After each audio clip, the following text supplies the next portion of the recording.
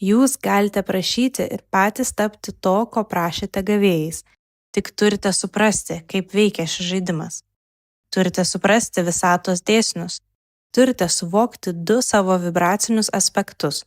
Turite būti pasiruošę judėti link to, ko trokštate ir liautis nuolat skambinti varpais apie tai, kas jūs privertė prašyti.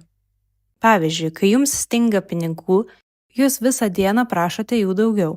Tačiau jei kartu visą laiką skambinate varpu neturiu pakankamai, neteisinga, kad kiti turi per daug, kažkas turėtų tai sutvarkyti, pasaulyje neteisybė, vieni gauna per daug, o man lieka per mažai. Tokiu būdu jūs atimate iš savęs vibracinę būseną reikalingą tam, kad priimtumėte tai, ko prašėte.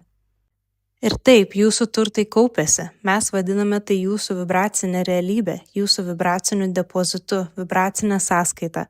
Ir tai nėra tik vibracinė sąskaita.